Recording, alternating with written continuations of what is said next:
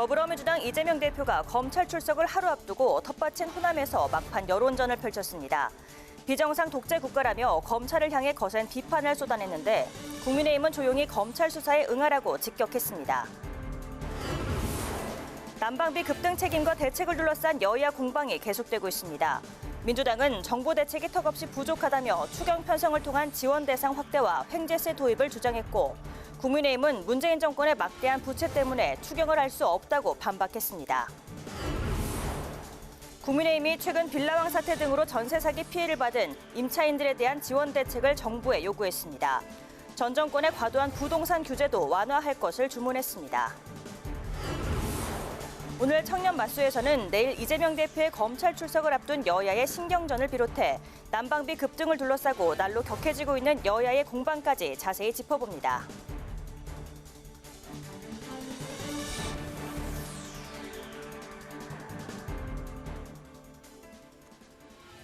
여러분 안녕하십니까? 1월 27일 의정종합뉴스 뉴스엔 시작하겠습니다.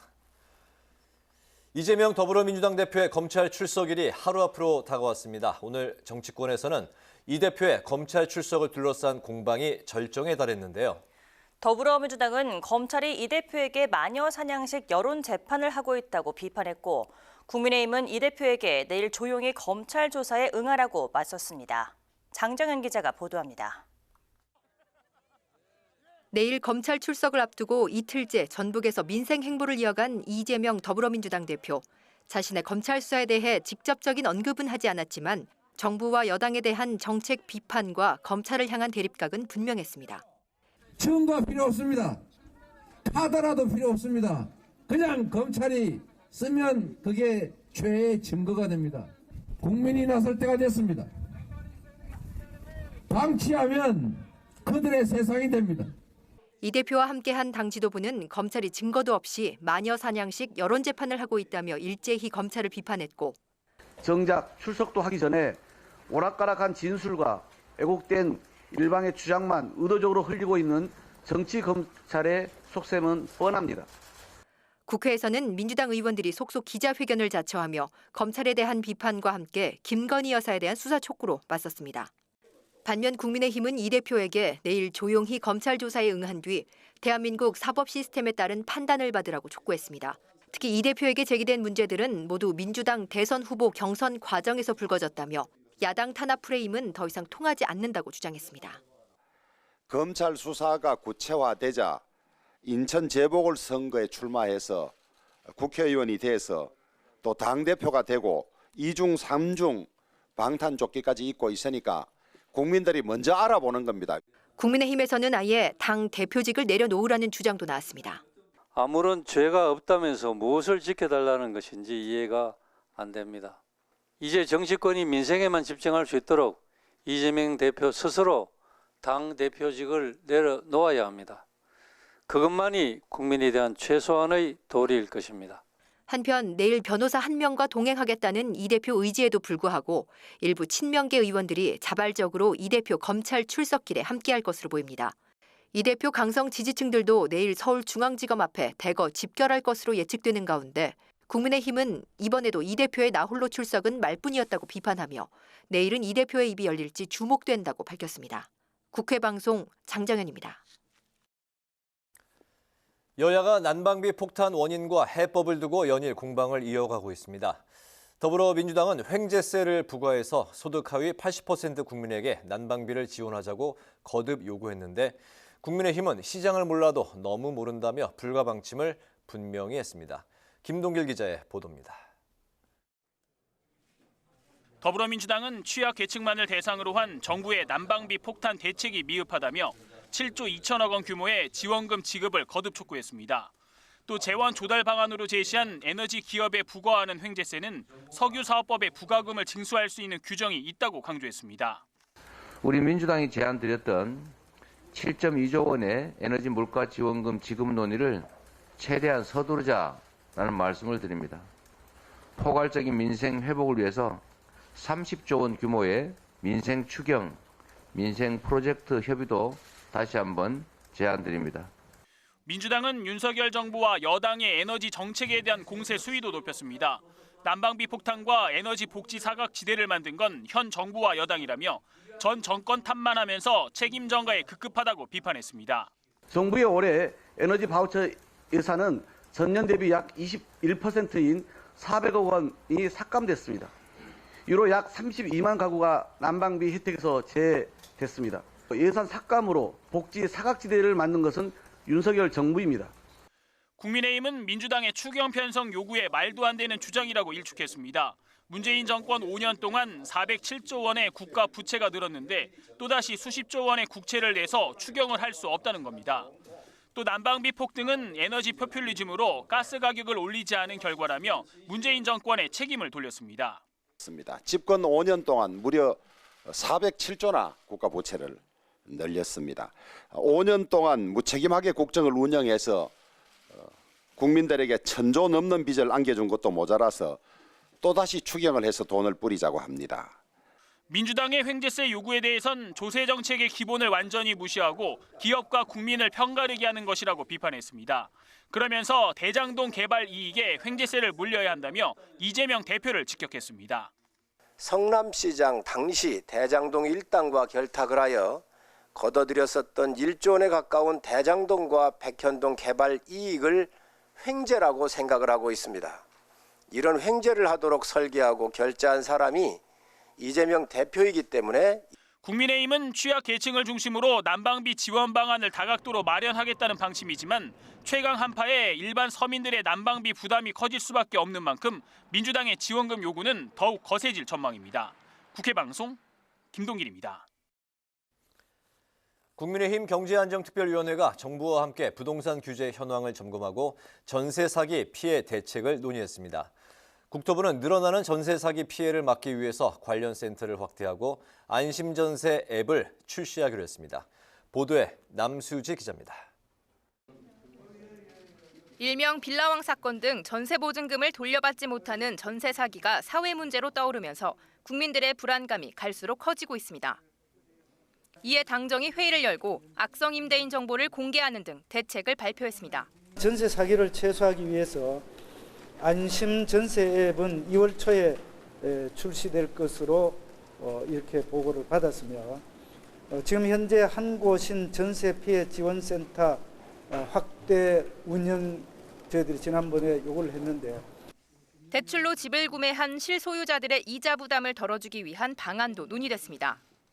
국민의힘은 앞서 시중금리보다 높다는 비판을 받은 특례 보금자리론의 금리를 계속 조정하라고 주문했습니다. 최근 증가하는 주택 미분양 사태로 건설사 등 관련 업계의 타격을 최소화하기 위한 선제적인 대응책 마련도 주문했습니다. PF 관련돼서는 흑으로 하여금 한 15조 정도 추가로 이렇게 하도록 요구를 했고 또 흑에서 차질 없이 추진을 하겠다 이렇게 보고를 받았습니다. 전 정부의 과도한 각종 부동산 규제도 완화하기로 했습니다. 국민의힘은 국민 부담이 컸던 종합부동산세와 양도소득세 등을 손질하고 여러 등급으로 나눠져 있는 규제 지역도 효율적으로 관리할 수 있도록 제도를 개선할 것이라고 강조했습니다. 부동산 등 세제 개편을 위해선 소득세법 등 관련 법 개정이 필요한 만큼 야당과 협조해 입법적 지원을 위해 노력하겠다고 밝혔습니다. 한편 국민의힘은 다음 달 3일 난방비 폭등과 관련해 산업통상자원부와 한국전력, 한국가스공사 등과 경제안정특별위원회 6차 회의를 진행할 예정입니다. 국회방송 남수지입니다. 중대재해처벌법이 시행된 지 1년이 됐지만 재해 사망 사고는 여전히 줄지 않고 있습니다. 법 실효성 문제를 두고 개정 논의가 활발한 가운데 국회에서도 경영계, 노동계 등이 참여한 법 개정 공청회가 열렸습니다. 태윤영 기자가 다녀왔습니다. 지난해 중대재해처벌법 적용 대상 사업장의 재해 사망자는 256명, 2021년보다 8명이 늘었습니다. 근로자의 안전 의무를 다하지 못한 경영 책임자 등의 처벌을 강화하는 중대재해처벌법이 시행 1주년을 맞았지만 오히려 사망사고는 더 늘어난 겁니다. 법의 취지가 무색하다는 지적이 나오자 국회에서 법 개정 필요성이 제기됐습니다. 법조계와 경영계, 노동계 등이 참여한 법 개정 공청회에선 법 규정의 모호성을 개선해야 한다는 주장이 나왔습니다. 법에서 규정한 처벌 대상인 경영 책임자에 대한 정의가 불분명해 현장에서 혼란이 가중된다는 겁니다. 그 경영 책임자는 사업을 대표하고 총괄하는 사람, 이에 준하여 안전보건에 관한 업무를 담당한 사람으로 이렇게 정의를 하고 있습니다. 안전보건에 관한 업무를 담당한 사람이 과연 어떤 사람이냐, 여기에 대해서는 논란이 있는 상황입니다. 경영계에선 원청과 하청업체의 책임 범위가 명확하지 않은 경우에도 법에선 원청의 경영 책임자에게만 책임을 묻고 있다고 지적했습니다. 그러니까 위험에 생산한다는 부분들이 원청만 모든 위험에 생산하는 것들이 아니고 하청도 우리 그 산업 생산 관계에 있어서 경영하면서 또 위험에 생산하는 또 나름의 하청의 책임도 있는 것이고요. 노동계는 내년부터 적용 대상이 50인 미만 사업장으로 확대되는 만큼 정부 차원의 대비가 필요하다고 강조했습니다. 50만 사업장들이 업종별로 안전보건 체계 구축을 해야 되는데 그런 것들을 노동부에서 예를 들어서 그런 체계 구축을 할 수 있는 뭐 예시라든가 샘플이라든가 이런 것들을 주셔야 되는데 공청회를 주최한 무소속 양양자 의원은 중대재해 예방에 방점을 찍고 법명부터 중대재해 방지법으로 바꾸자고 제안했습니다. 예방에 초점을 맞춰서 사고를 미연에 방지할 수 있는 도구가 되어야 합니다. 궁극적으로는 중대재해 처벌법이 아닌 중대재해 방지법으로의 현재 정부는 처벌보다는 자율규율 예방체계로 바꾸는 방향으로 중대재해처벌법 개정을 추진하고 있습니다. 여당도 의견을 같이 하는 가운데 민주당은 중대재해처벌법을 무력화하는 시도라며 반발하고 있어 개정 논의 과정에서 진통이 예상됩니다. 국회방송 태윤영입니다. 국민의힘이 다음 달 10일로 예정된 38 전당대회 예비 경선을 당원 100% 여론조사 방식으로 치르기로 했습니다. 국민의힘 선거관리위원회는 어제 회의를 열어 이같이 결정하고 컷오프 인원과 여론조사 방식 등 세부 사항은 오는 31일 회의에서 논의할 예정입니다. 선관위는 또 당대표와 최고위원 후보자 합동연설회는 다음 달 13일 제주를 시작으로 전국을 돌며 7차례 진행하고 당대표 후보자 방송토론회는 4차례 실시하기로 했습니다. 더불어민주당이 이재명 대표의 1호 법안인 양곡관리법 개정안 처리를 신속하게 매듭짓겠다고 재차 강조했습니다. 이재명 대표는 전북 현장 최고위원 회의에서 정부가 거부권을 언급하며 농민을 협박하고 있다면서 쌀값 안정을 위해 법안 처리에 적극 협조하길 바란다고 밝혔습니다. 또 지난해 쌀값 폭락 사태에 이어 최근 솥값 파동이 겹쳤다며 농업 문제는 방임적 시장 논리와 비교 우위 논리가 아니라 국가 안보와 식량 주권 차원에서 접근해야 한다고 주장했습니다. 국회 윤리특별위원회가 원구성이 이뤄진 지 반년 만에 후반기 첫 전체 회의를 오는 30일 개최합니다. 윤리특위는 여야 각각 6명씩 동수로 구성되며 이날 회의에서 김철민 더불어민주당 의원을 위원장에 선임하는 안건을 처리할 예정입니다. 현재 윤리특위에는 정진석 국민의힘 비상대책위원장과 이재명 민주당 대표 등 34건의 징계안이 계류돼 있는 상태입니다.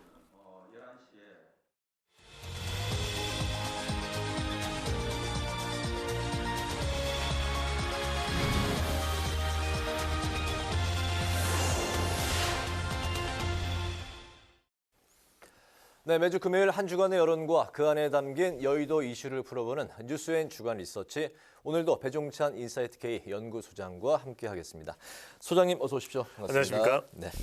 먼저 윤 대통령의 국정 수행 지지율부터 살펴보겠습니다. 이번 주에 조사를 아는 기관들이 많아서 그렇습니다. 네. 지난주에 조사를 실시하고 또 이번 주에 발표된 그런 여론조사 결과를 먼저 살펴볼 텐데 보통 대통령이 해외 순방을 하고 나면 성과도 있고 어디 또 수주도 따오고 하기 때문에 지지율이 이제 소폭이든 네. 좀 큰 폭이든 오르기 마련인데 리얼미터 기준으로 보면 이번에 좀 그렇지 않은 결과가 나왔네요.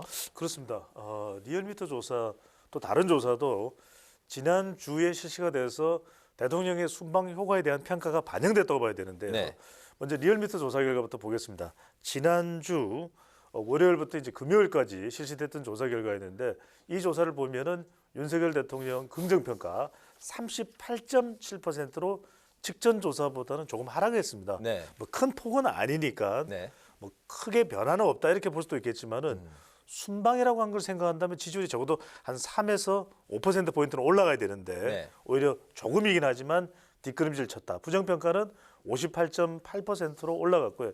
그럼 다른 조사는 어떨까? 네. 그러니까 리얼미터 조사는 자동응답 조사라면 면접원이 하는 면접원 조사입니다. K-스테이트 리서치의 조사인데 이 조사에서도 뭐 비교할 수 있는 조사가 좀 한참 이전 조사이긴 합니다. 근데 이번 조사에서 윤석열 대통령에 대한 긍정평가 38.2%로 네. 지난해 연말조사, 이른바 신년조사라고 하죠. 네. 더 하락을 했습니다. 추세가 뭐 좀 뭐 소폭이긴 하지만 좀 그 하락 추세네요. 그렇죠. 그러니까 지난해 연말까지는 대통령의 지지율이 상승 추세였다. 네. 지속적으로 이렇게 해석을 한다면 이번 조사에서는 윤석열 대통령의 순방 효과가 긍정적으로 반영이 됐다면 네. 더 올라갔을 텐데 그렇지 못했다. 오히려 저 지지율이 국정수행 긍정 지지율이 꺾이는 결과가 나왔다.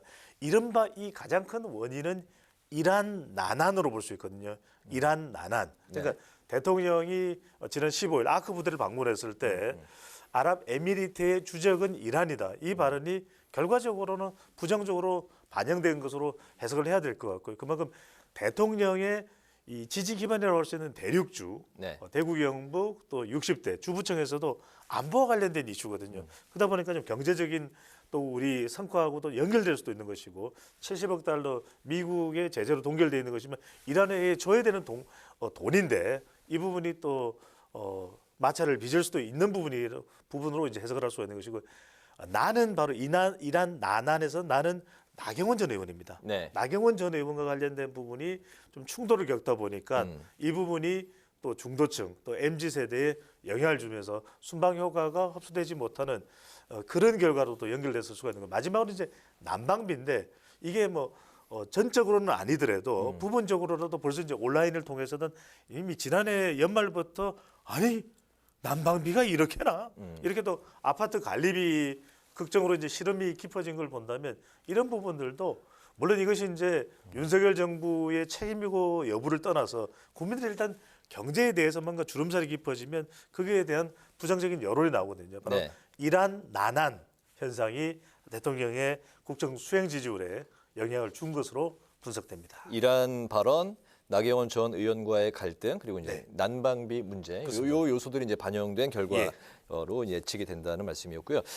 그 다음 주제가 이제 그 민주당 이재명 대표인데 내일 이제 2차 검찰 이제 출석 예정돼 있습니다. 9시 반이냐 뭐 10시 반이냐 이렇게 이제 또 설왕설래 중인데 국민들은 이재명 대표에 대한 검찰 수사를 어떻게 지켜보고 또 어떻게 판단을 하고 있는지 일단 그 정당한 수사, 개인 비리 수사라는 인식이 좀 높게 나왔네요. 그렇습니다. 두 개의 조사가 조금 비율상 차이는 있지만 두 조사 모두 오차 범위 내에 있는 조사도 있지만 이재명 대표에 대한 검찰의 수사가 정당한 조사다 이런 결과가 나타났습니다.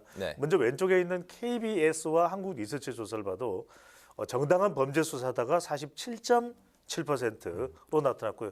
오른쪽에 좀 더 이제 최근에 실시된 조사 결과입니다. YTN과 엠브레인 퍼블릭의 조사 결과를 보면 개인에 대한 비리 수사다 이렇게 해서 53%로 나타난 것은 중도층은 적어도 이 진영 간 대결 구도 그러니까 더불어민주당 지지층과 국민의힘 지지층 또 진보와 보수의 답변이 완전히 달랐을 가능성이 높다고 봐야 되거든요. 그렇다면 중도층이나 MZ세대가 어디로 갔느냐.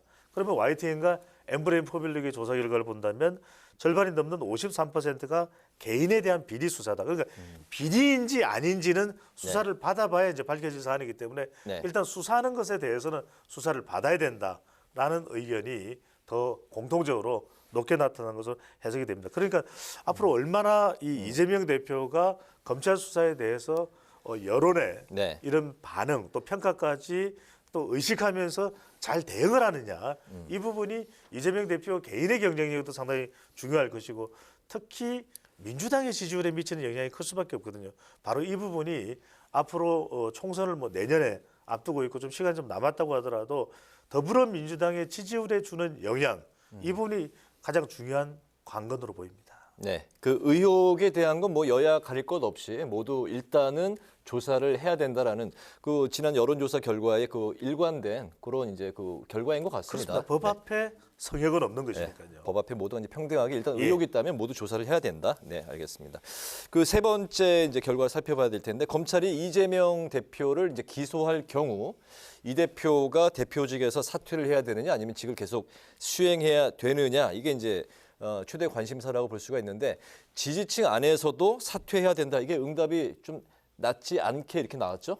네, 그렇습니다. 그래도 이 조사 결과를 보면은 딜레마다. 그러니까 지지층들은 이재명 대표에게 힘을 실어주고 있는데 네. 전체 응답자들, 특히 이제 중도층이나 MZ 세대까지 포함했죠. 이 여론은 달랐다는 것입니다. 앞으로 이제 수사를 받고 검찰이 기소를 할지 여부에 따라서 상당히 민감한 현안이 될 수밖에 없는 것인데 검찰이 기소를 하게 되는 경우 이재명 대표의 거취에 대해서로 봤습니다. 여기에 대해서 전체 응답자들은 대표직을 사퇴해야 된다가 응답자 3명 중 2명 정도로 나타났고요. 네. 대표직을 유지해야 된다는 27.9%로 나타났습니다. 그러니까 전체 응답과 여론을 본다면 이재명 대표가 기소할 경우에 대표직을 유지한다는 건 상당히 부담스러울 수밖에 없는데 중요한 건 결국 더불어민주당 지지층 내에서의 의견이거든요. 근데 더불어민주당 지지층 내에서는 대표직을 유지해야 된다가 60.7%로 압도적으로 높았고요.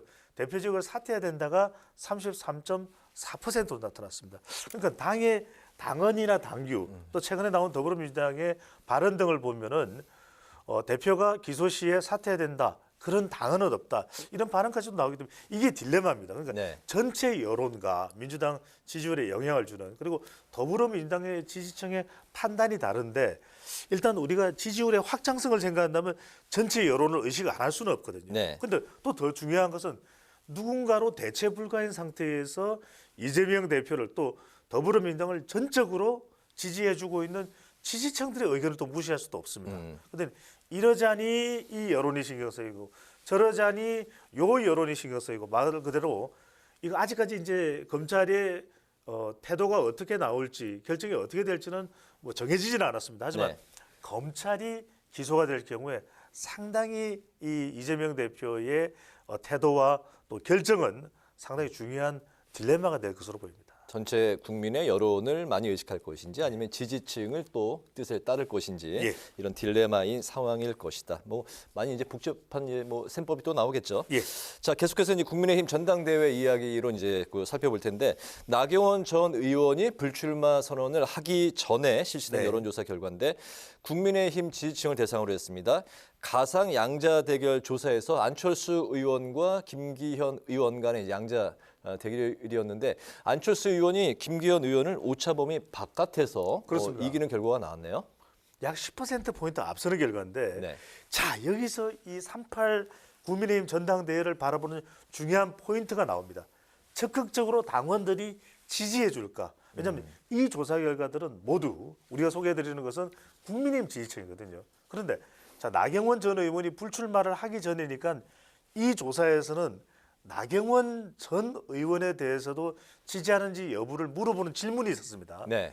그 질문을 제가 분석을 해봤더니 대체로 나경원 전 의원의 상당한 많은 지지자들이 안철수 의원을 지지하는 결과로 나타났습니다. 네. 그러다 보니까 안철수 의원 쪽으로 나경원 전 의원의 지지자들이 상당히 많이 옮겨갔고 그래서 결과적으로 가상 양자 결선 투표를 질문을 해봤더니 안철수 의원이 약 10%포인트 김기현 의원을 앞서는 결과가 나타났거든요. 네. 그러니까 나경원 전 의원 지지층들이 지지하는 당원들이 가정을 해보면 3월 8일 전당대회에서 투표할 때 투표까지 해서 안철수 의원을 밀어준다면 이건 안철수 의원에게 상당한 힘이 될 수 있다.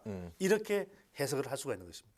일단 뭐 그 38 그 전당대회의 최대 관전 포인트가 1차에서 끝날 것이냐 또 예. 2차까지 갈 것이냐로 지금 예측이 되고 있는데 어쨌든 그 불출마 선언 전의 결과를 살펴봤고 이번에 이제 불출마 선언한 후에 실시된 여론조사를 또 살펴보겠습니다. 가상 양자 대결, 다자 대결 모두 이제 김기현 의원이 이제 그 앞서는 결과인데 주목할 점이 또 이제 안철수 의원이 1차 그 다자 대결에서 김기현 의원하고 이제 그 폭을 많이 좁혔네요. 그렇습니다. 이 결과가 아주 중요합니다. 여러분들 무슨 말씀이냐면은 이 조사는 나경원 전 의원이 불출마를 하고 난 뒤에 실시됐습니다. 네. 그러니까 나경원 전 의원이 지금 당대표에 도전하는 후보의 이름이 빠졌습니다. 그러니까 김기현, 안철수, 나경원 전 의원 이름 없고 유승민입니다. 그런데 이 조사에서는 김기현이 가장 앞서 있고 큰 차이는 아닙니다. 안철수 의원이 바짝 쫓아가는 결과거든요. 그런데 중요한 건 바로 오른쪽에 있는 당대표 가상 대결입니다. 자, 나경원 전 의원이 조사에 포함됐던 조사와는 다른 결과입니다. 반대 결과죠. 네. 김기현 의원이 안철수 의원을 약 한 8%포인트, 7%포인트 가량 앞서는 결과가 나타났거든요. 이건 왜일까? 이게 이번 전당대회의 정말 파노라마, 바로 하이라이트, 핵심입니다. 그러니까 이 조사에는 나경원 전 의원 이름이 빠졌다 그랬죠. 네. 그러니까 나경원 전 의원 지지층이 공개적으로 또 실질적으로 안철수 의원을 지지하지 않는다면, 전당대회에서 투표하지 않는다면 오히려 김기현 의원 쪽에 더 무게가 실린다. 이렇게 봐야 되겠죠. 나경원 전 의원이 불출마 선언을 한 후에 나경원 의원을 지지했던 지지층이 여기에 이제 그 응답을 하지 않는 걸로 많이 응답에서 빠진 걸로 그렇게 이제 뭐 예측을 하신다는 거죠? 여기 지금 왜냐하면은 나경원 전 의원을 지지한다고 한 사람들이 그것이 이제 이거는 국민의힘 지지층인데 실제 전당대회에서는 그 지지하는 당원들이 투표를 해서 그것도 안철수 의원을 밀어줘야 그만큼 안철수 의원에게 힘이 실린다는 이야기거든요. 근데 이 결과 주는 의미는 함의는 상당하다는 것이 그렇게 되지 않으면 오히려 나경원 전 의원 지지자들이 투표를 안철수 의원 쪽에 힘을 실어주지 않으면 오히려 역으로 김기현 의원 쪽에 힘이 실릴 수 있다는 그 결과를 확인할 수가 있는 것이죠. 나경원 전 의원의 불출마 선언 전과 후에 양자 대결이 사뭇 다른 그런 결과가 나왔습니다. 앞으로 이제 전당대회까지 이제 또 한 40일 남았으니까 그렇습니다. 그 동안에 판세가 또 어떤 변수가 또 있을지 모르니까. 그러니까 김기현 의원은 김기현 의원대로 지지층들을 계속해서 결집해 나가는 거. 안철수 의원은 얼마나 적극적으로 자신에게 투표하게끔 만드느냐. 이 부분이 가장 중요한 핵심 포인트라고 할 수가 있는 것이죠. 알겠습니다. 오늘 뉴스엔 주간 리서치 배종찬 인사이트 K 연구소장과 함께했습니다. 오늘 말씀 잘 들었습니다. 고맙습니다. 감사합니다.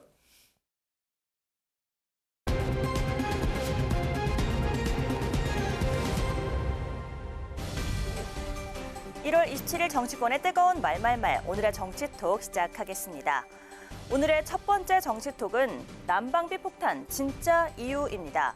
역대급의 난방비 급등 소식에 여론이 들끓고 있는 가운데 여야 정치권도 원인과 해법을 놓고 공방이 한창입니다. 2021년 이후에 1년 반 이상 그 요금 인상은, 가스요금 인상은 없었던 것은 사실이고요. 당시 문재인 정부에서 그 선거에 영향을 미쳤듯이 조금 그 저해서 아마 요금 인상을 하지 않았을 것이다. 한마디로 에너지 포퓰리즘적인 발상이 아니었을까. 이제 그런. 또 원전의 문제 이런 게 이제 이 폭탄의 원인으로 볼 수가 있는데 가스가 올라가면 우리도 올라갔어야 또 세계 각국의 룰이 거의 그렇습니다. 그런데 우리는 도리어 거꾸로 내리는 경우가 있어요. 그게 이제 국민의 눈치를 보는 거고 그것은 인기 영합 이런 정책을 하다 보니까 그렇게 된 것이고. 이렇듯 국민의힘은 문정부가 선거를 의식해 요금 인상을 동결했다면서 에너지 포퓰리즘이다, 무리한 탈원전 정책 실패에 대한 후폭풍이다, 이렇게 문정부를 비판하고 있는 상황인데요. 5년 내내 남 탓, 전 정부 탓만 할 것입니까? 엉뚱하게 전기를 생산하는 탈원전 정책 탓이라니 근거 없는 애국 프레임을 씌운다고 정부가 손 놓고 있었던 사실까지 덮을 수는 없습니다. 당군 할아버지 때부터 잘못이겠죠. 지금 현재 은발의 오줌 누구식으로 했다가는 딱 코로나 때하고 똑같은 그런 때가 오는데 지금 이 추이는 또 다음 달에 나오잖아요. 이재명 대표가 얘기한 추경을 해서 해야 되고 이걸 좀 국민들한테 도와줘야 된다. 대통령실은 취약계층을 대상으로 이른바 에너지 바우처 형태로 지원금을 기존의 2배 이상 지급하는 대책을 내놓은 상황. 하지만 민주당은 이렇게 딴지를 걸고 나섰습니다. 용산에서 급히 발표한 걸로 보면 민주당이 뭔가 움직이니까 이건 잘하기 경쟁의 한 내용 아닌가 싶습니다. 사회적 배려 대상자를 대상으로 한정적인 지원을 해야 한다는 정부 여당. 반면 민주당과 이재명 대표는 하위소득 80%의 전 국민에게 최대 25만 원까지 지원해줘야 한다면서 추경까지 요구하고 나섰는데요. 이 같은 이재명표 에너지 지원금 방침에 오세훈 서울시장은 서민을 겨냥한 선거 전략이라면서 비판에 나섰고, 주호영 원내대표는 검찰 출석을 앞두고 자신의 사법 리스크를 물타기 하려는 시도라면서 몰아세웠습니다. 매서운 날씨 속 내 한 몸 따스히 누일 수 있는 그 온기마저 사치가 돼버린 서민의 시름은 더욱 깊어만 가고 있는데요. 정치권이 하루빨리 실질적인 대책으로 국민들의 마음을 어루만져 줘야 할 때가 아닌가 싶습니다. 두 번째 정치톡은 이재명 동행 딜레마입니다. 28일 토요일에 출석하겠습니다. 변호사 한 분 대동하고 가서 당당하게 맞서도록 하겠습니다. 토요일인 내일 검찰 출석을 앞둔 이재명 대표. 앞서 변호사 한 명만 대동한 채 당당히 맞서겠다고 밝혔지만 막상 내일 현장 모습은 좀 다를 듯한데요. 나오지 말라고 한다고 진짜 안 가느냐는 정청래 최고위원의 이 말이 시초가 됐습니다. 당연히 우리 지지자들을 만나기 위해서 저는 참석해야 된다고 생각하고 있습니다. 홀로 당대표를 그런 어떤 호랑이 굴 속으로 들어가게 할 수 없다라는 그 안타까움 때문 아닌가라는 생각이 드는데요. 마음이 안쓰러워서 335 몇 분은 가실 것 같습니다. 이렇듯 일부 친명계 의원들이 이 대표의 만류에도 불구하고 굳이 함께 하겠다는 뜻을 밝힌 건데요. 심지어 지도부는 이른바 개딸을 비롯한 지지자들의 동행까지 독려하고 있는 상황. 그야말로 검찰 급박의 혈안이 되어 있습니다. 이재명 대표는 친명계 의원들과 지지자들을 모아 검찰 출석을 하나의 정치 이벤트로 만들려는 심산인 것 같습니다. 이제 정치권이 민생에만 집중할 수 있도록 이재명 대표 스스로 당 대표직을 내려놓아야 합니다. 오지 말라고 하니 진짜 가지 않는 게 맞는 건지, 오지 말라고는 했지만 못 이기는 척 가는 게 맞는 건지, 1차 소환 때와는 또 달리 여론을 향한 의식도 간과할 수 없는 만큼 다소 난감한 딜레마에 빠진 민주당 의원들의 행보에 귀추가 주목됩니다. 지금까지 오늘의 정치톡이었습니다.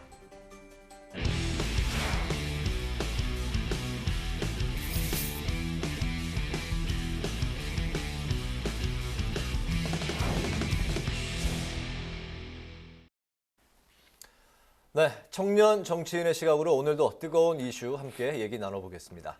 뉴스엔 청년마스 오늘도 권재용 더불어민주당 전 비대위원, 문성호 국민의힘 대변인 두 분 나오셨습니다. 어서 오십시오. 안녕하세요. 날씨가 굉장히 추운데 오시느라고 고생 많이 하셨습니다. 아까 귀도 굉장히 빨가실 텐데. 네. 바로 이제 그 현안에 관한 논의 들어가도록 하겠습니다. 이재명 대표가 이제 내일 검찰 소환에 이제 응하기로 했습니다. 출두하기로 했는데 1차 때처럼 이제 서면 진술서로 이제 답변을 이제 가름을 하면서 1차 때는 이제 그 질문에 대해서 거의 그 묵비권을 행사했다 이런 이야기가 있었는데 이번에는 좀 더 적극적으로 이야기를 할 것이다. 아니다. 묵비권을 여전히 좀 행사할 것이다. 뭐 이런 대체적인 시각이 나오는 것 같습니다. 내일 그 이재명 대표 검찰 출두 관련해서 전반적인 이야기를 먼저 해볼까 합니다. 예, 문성호 대변인부터 이야기를 할까요? 이제 이재명 대표께서 뭐 어떤 경찰 조사에 성실하게 임할 것이고 뭐 본인이 소명할 부분을 떳떳하게 소명하시겠다 이렇게 이야기를 많이 하셨고 실제로 출석을 결정하시면서 뭐 저희 당에서도 그래도 이렇게 출석하시는 모습은 뭐 올바르게 된 자세 같다 이런 이야기를 많이 했는데 결국 거기에 출석을 하셔서는 이렇게 불성실한 태도로 수사에 지금 임하고 계신단 말이죠. 결국에는 이런 경찰 수사에 뭐 나는 검찰 수사에 난 떳떳하게 임하는 모습을 보여주겠다는 거 막상 하면서도 국민들께는 그렇게 이야기를 하면서도 실제적으로는 거의 수사에 협조하고 있지 않아요 지금.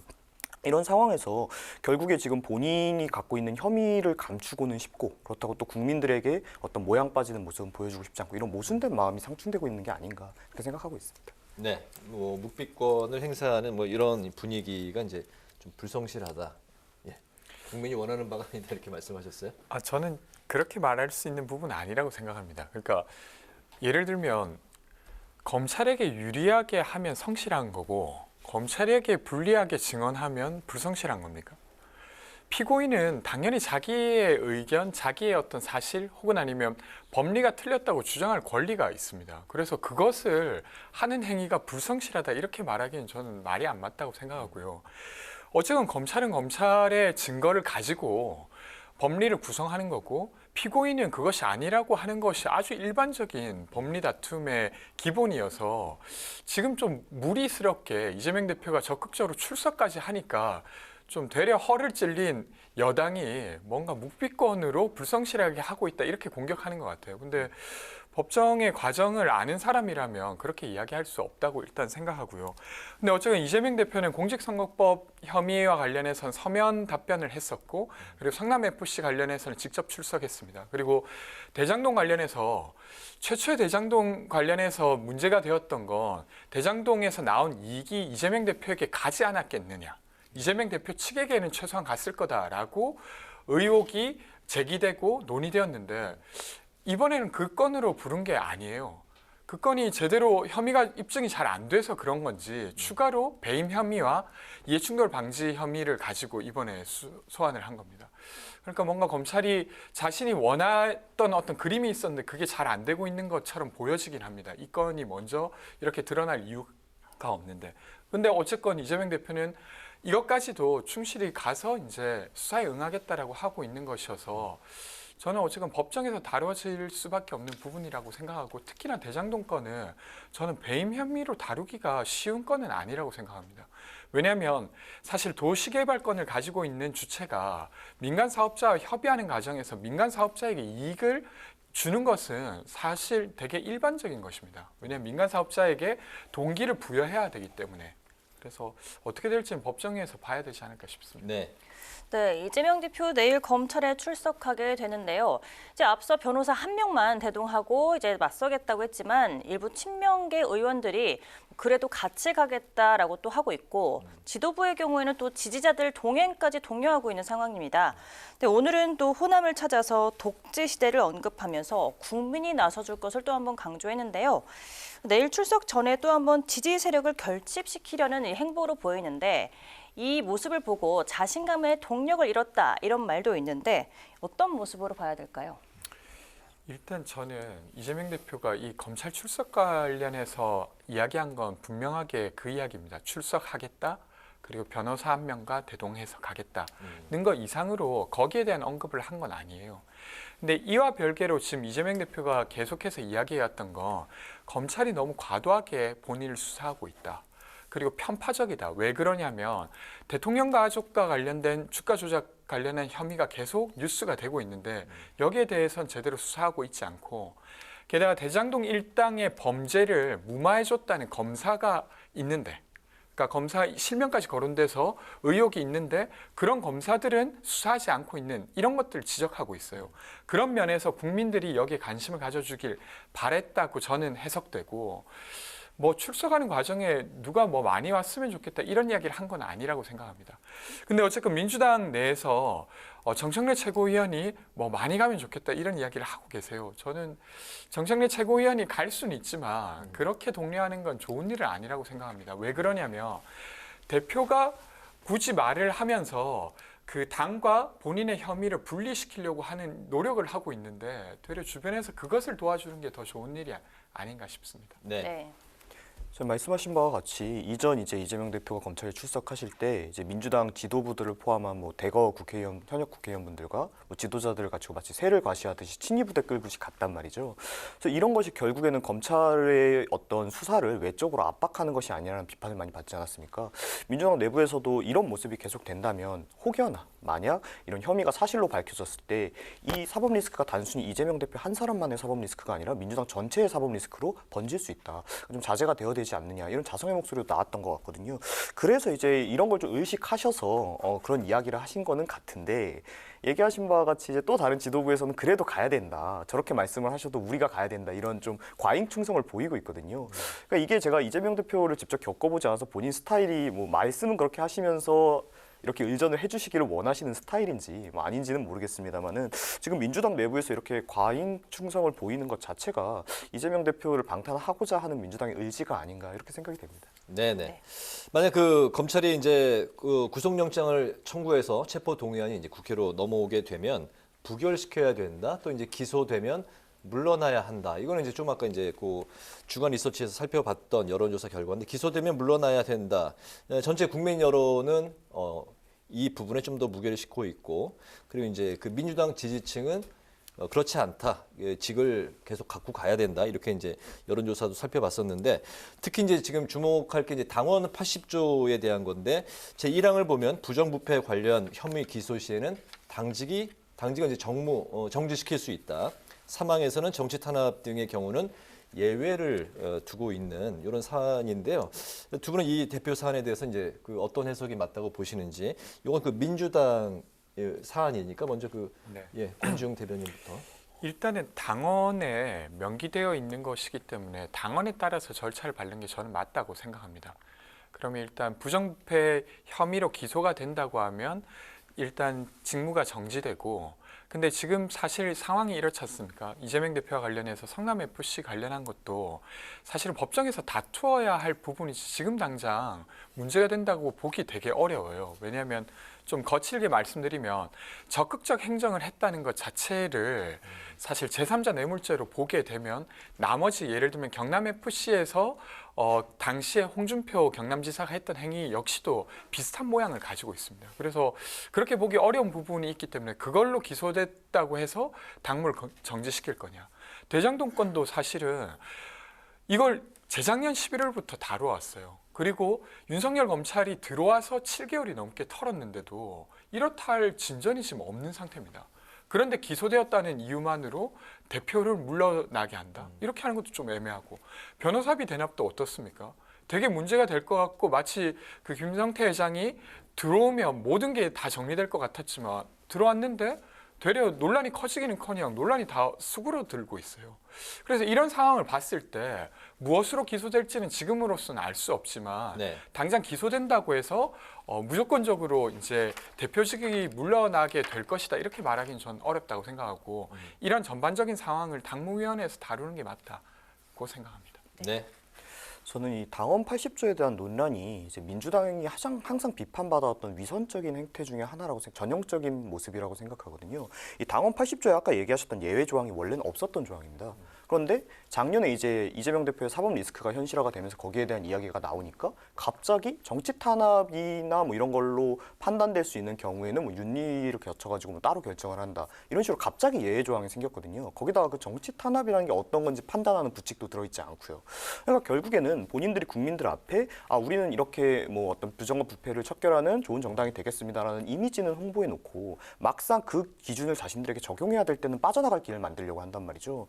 민주당의 이런 식의 당원을 바꾸는 경우가 이전에도 몇 번씩 있었어요. 예를 들면은 뭐 박원순, 오거돈 시장 사태 때 당시에 본인들의 이제 비리나 어떤 범죄로 인하여 재보궐이 이제 발생한 경우에는 후보자를 내지 않겠다 이런 당원이 있었거든요. 그런데 그 당원 결국 고쳐서 후보자 내지 않았습니까?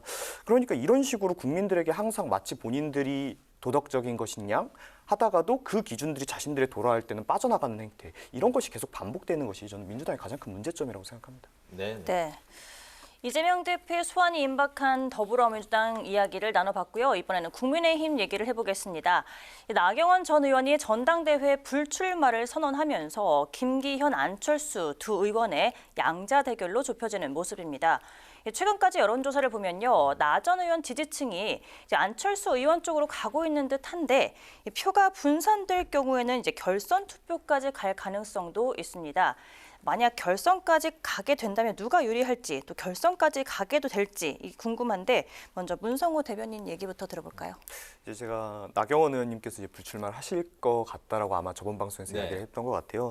나 의원님께서 이런 걸 아마 좀 견뎌내시기 좀 어려우셨던 것 같습니다. 근데 그거는 별개로 이제 그래서 양자 대결이 됐는데 그래서 이제 굉장히 특수한 경우가 이 안철수 의원님 같은 경우에 본인이 받고 있는 지지율이 사실 그게 명확하게 지지율로 표현되지가 잘 않아요. 왜냐하면 안철수 대표님은 약간 어떤 중도의 이미지가 있으시기 때문에 뭐 상대나 뭐 이쪽을 찍기는 싫은데 그렇다고 여기를 찍고 싶지도 않은 분들이 모이는 표심이 분명히 존재했거든요. 그래서 단일화를 한다거나 뭐 이제 3자로서 나가게 된다거나 하면 여론조사 때 나왔던 지지율만큼 받지 못하시는 경우가 굉장히 많았거든요. 그런데 이런 부분이 결국 양자 대결일 때는 과연 어떻게 드러날 것이냐. 이런 지금까지 있었던 안철수 대표의 그 지지율의 허수 이것이 발동되지 않을 수 있다. 그래서 이번에는 안철수 대표에 굉장히 유리할 수도 있다. 이런 분석이 또 많이 나왔거든요. 근데 또 이제 오늘 지지율 조사를 해보니까 또 이제 김기현 대표께서 다시 또 앞서 나가는 부분이 있고 뭐 아무래도 김기현 의원님께서 지금 여러 가지로 당에서 지원을 많이 받고 계시고 여러 의원분들의 지지를 받고 계시니까 뭐 이런 점 때문에 안철수 의원님께서 좀 어렵지 않을까 이렇게 생각하고 있습니다. 네.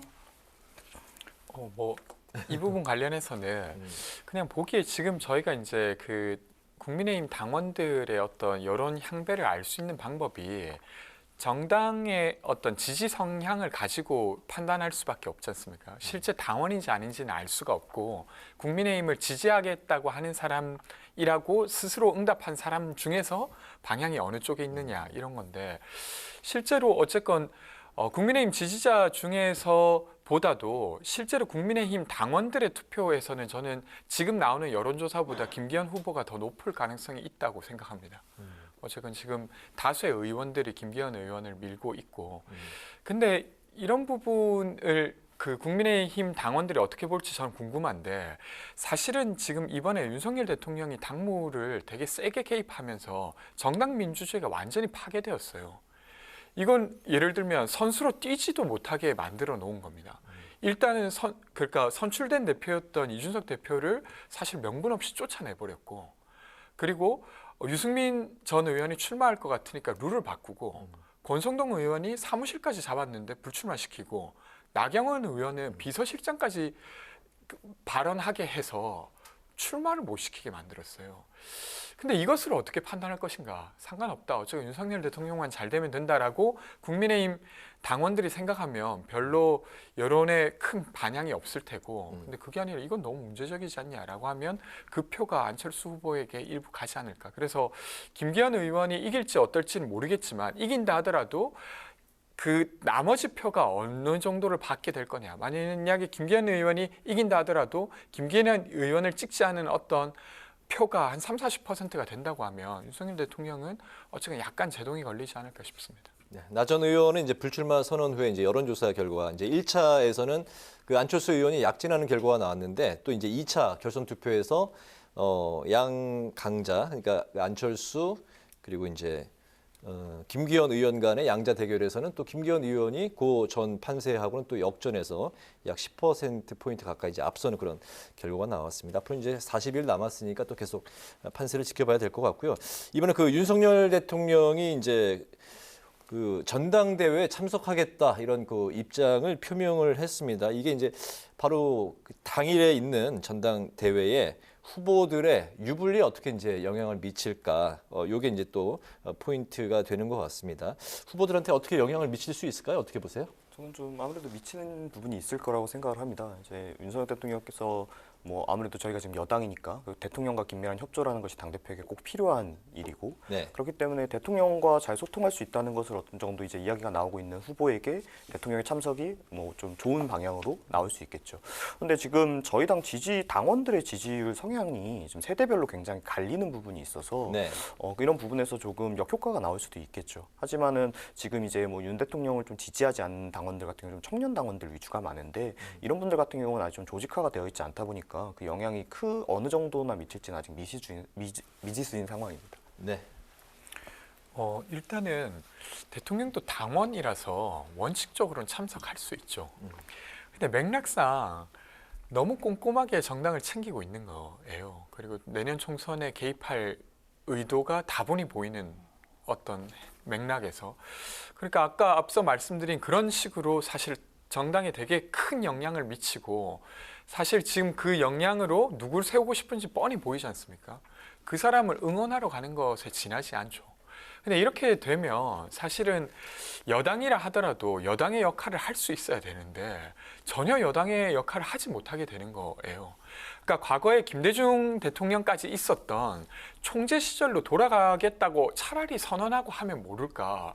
그게 아니라 본인이 총재도 아니면서 당대표는 당대표대로 세우고 총재처럼 하려고 하고 있는 것은 저는 정당 민주주의를 완전히 퇴보시키는 것이라고 생각합니다. 그래서 좀 여기에 대해서 국민의힘 구성원들이 좀 일침을 놓을 필요가 있지 않나. 차라리 아니면 아까 말씀드린 대로 총재로 가자 이렇게 하던가 그럴 필요가 있어 보입니다. 네, 네. 이렇게 3.8 전당대회를 앞두고 있는 국민의힘 상황을 살펴봤는데요. 이번에는 민생 얘기를 조금 해보도록 하겠습니다. 최근 갑작스런 한파 속에 폭등한 난방비까지 서민들의 시름이 어느 때보다 깊습니다. 여야가 이를 두고 이제 설 연휴 직후부터 공방을 벌이고 있는데요. 정부의 입장에서는 이제 일부 취약 계층에게만 난방비를 추가 지급하겠다고 진화에 나섰는데 민주당에서는 이제 혹평을 쏟아냈습니다. 일단 두 분은 정부의 해결책을 어떻게 평가하시는지 이제 먼저 말씀드려볼까요? 처음에 그렇게 저도 저희 집에 갑자기 난방비가 너무 많이 나와가지고 집에서 너무 많이 틀어서 그런 줄 알았어요. 근데 다들 그런 걸 보니까 가격이 올라서였는데 네. 근데 처음에 이거 관련 대책 나올 때쯤 여당 그리고 대통령 그러니까 그 행정부에서 이렇게 말했죠. 문재인 정부 때문이다. 근데 제가 그 이야기를 듣고 너무 황당하더라고요. 왜 그러냐면 그러면 미리 난방비를 올렸으면 그건 잘한 일인가? 그러니까 진작부터 국민들에게 그 부담을 지우고 있으면 아주 잘한 일이다. 그걸 했어야 되지 않느냐라고 말하는 것이거든요. 그게 무슨 민주당을 비판할 수 있는 논리입니까?